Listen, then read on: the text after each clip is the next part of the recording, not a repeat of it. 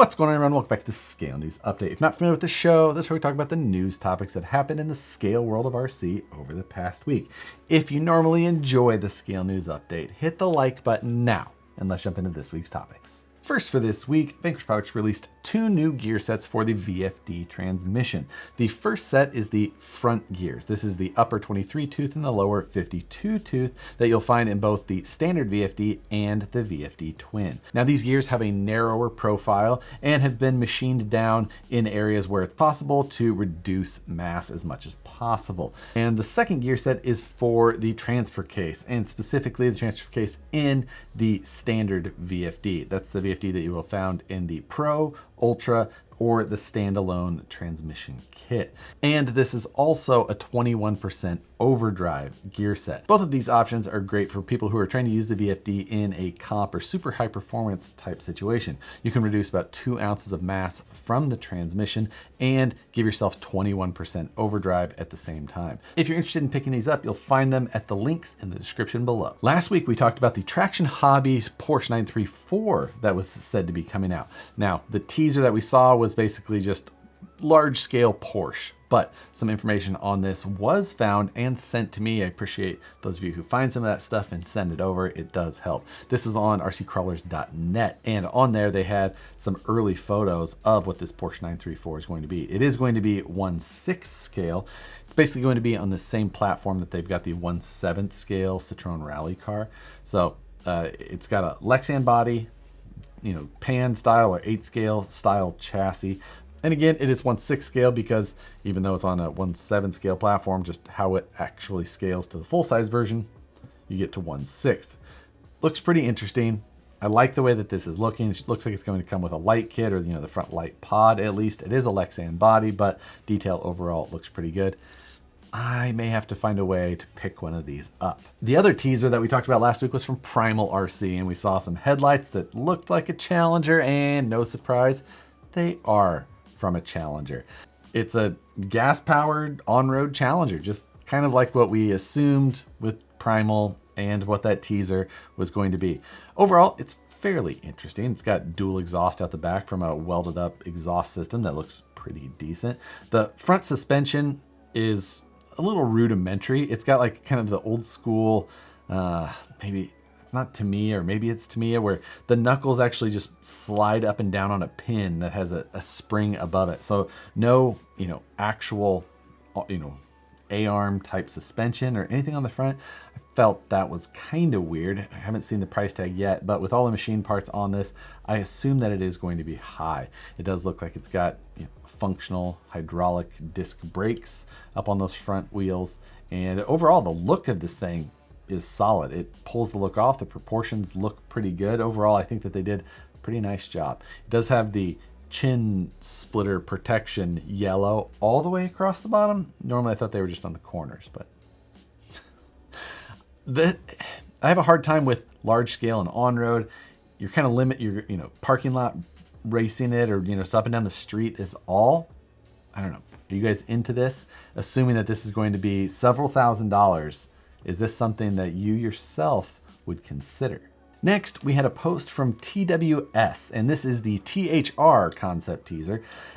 And it's interesting because this looks like an aggressive, kind of more performance-oriented take at the TWS platform. However, the TWS platform isn't exactly the most performance-oriented in its own right. It's got a longer wheelbase than their normal ones, but it's still only 267 millimeters long. So it's still pretty short, maybe a little over 11 inches or so. Width 205, so still, pretty narrow at that. The body on it obviously meant to be much more aggressive. The shock towers are poking up through the front, and there's fans on the rear windows, so it's serious. It's an interesting take. Maybe some of you will enjoy it. Maybe some of you are after that short wheelbase, narrow width overall to go with some of your other vehicles that you may own. I know that there's people out there with differing opinions from me. And if you're one of them, you probably like this. So let's hear who you are. Now, another teaser. This one's from CEN. They put this video out on Monday, and it's kind of going through pretty ambiguous overall The video states that they've got a new partnership, new direction for this particular product. And, you know, it looks awfully Ford-esque in that silhouette, or the structure of the car that they're working on there. If you know exactly which Ford that is, feel free to point that out. You've only got a couple of days to guess what they're coming up with, because the 17th is when this announcement is happening. Last week, Dlux Fab released a couple of new transmission sets. Kind of. These are the same as the NOD and the Portal transmissions that they had before. However, these are a lightweight configuration with aluminum standoffs between carbon fiber plates, reducing the weight quite a bit from the machined aluminum cases that those transmissions are normally offered in. If you're interested in these, I'll link to where you can buy them. And it's been a while since we had a Jconcepts release. This is the 1989 Ford F-150 Tucked. This is their, aggressive pinched style body. This is a cab only design, so it doesn't have the rear bed portion of it. This is probably, I don't know, I feel like this is one of their better looking options yet. I imagine this will be a popular option for people looking for an aggressive comp body. Jconcepts body is normally priced pretty well. Again, I think this is one of their better looking options currently. So good job, Jconcepts. If you've got a VS4-10 Phoenix and you want to do a little bit of dressing up under the hood, then you can download this new file that I just released. This is a 2JZ-esque engine cover. It's a 3-piece design, solid base, and then a filter element and the valve cover, which are separate, so you can do a multicolor print the easy way, and then put it all together, drop it in there with 4 screws. I did this for an upcoming video project, which you will see shortly as well. Speaking of video projects, you can go check out my latest one, which was the tactical radio build. All of the accessories, cup holder, Picatinny rail, extra tools, multiple lights, GoPro.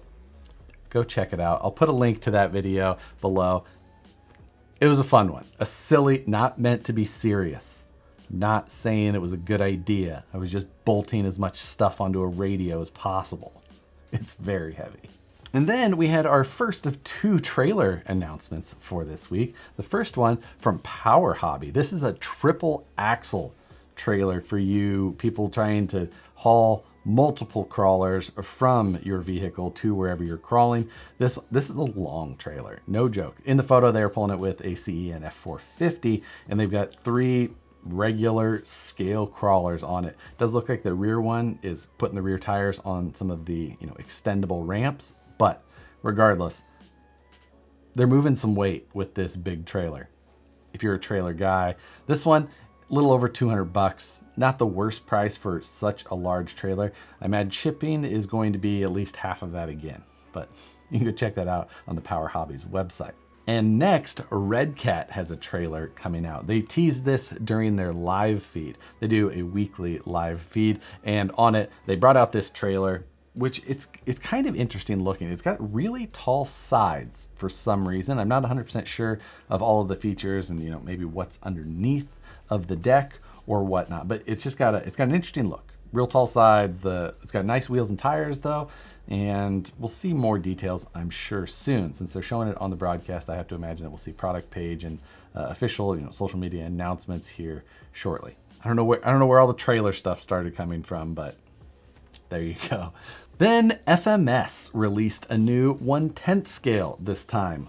This is a fully licensed FJ40. We don't see a lot of 10 scale from FMS, so seeing this was a nice change. This is, again, FJ40, fully licensed on the body. It looks like they learned a lesson there maybe.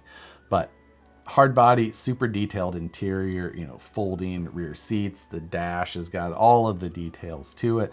Underneath, axles, pretty much just like what you've been used to seeing if you've seen like the 1/6 Jeep or Jimny that or not a Jeep, sorry, but a well done body overall. Lots of detail, like you come to expect from FMS at this point. I did find it funny though. Well, for one, it's not on the FMS website. It's only on the Fair RC website, which is still some sort of weird thing that I don't fully understand. But speaking of not getting the copyright stuff 100% correct, the product video that they have shown will not play in my country because of copyright law. Almost got it. Maybe next time.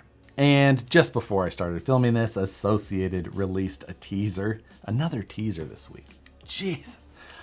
This one, just a darked out photo, says it's going to be released basically the day this video comes out. So you'll be able to see this information soon, or you can wait till next week. It does look like just an on-road truck of some sort of 70s era truck, Datsun, Mazda, I don't know. I'm guessing that it's gonna come on the Apex 2, 110 scale Apex 2 brushed thing. But until we see the full details, I'm just speculating. You may have already seen it by the time you see this video. So last week I asked you guys about what tool or skill you'd like to add to your RC arsenal. And there was a lot of interesting takes on areas that people thought that they would like to, move and grow, which brought me to this week's question. If you got to choose what company and what position you could work in the RC world in, what would it be? This should be interesting. You have to live wherever the company is based though. That's the rule. No work from home stuff. You got to go to work every day. Overseas or domestic, your choice. Let's hear it. This could be the best one yet.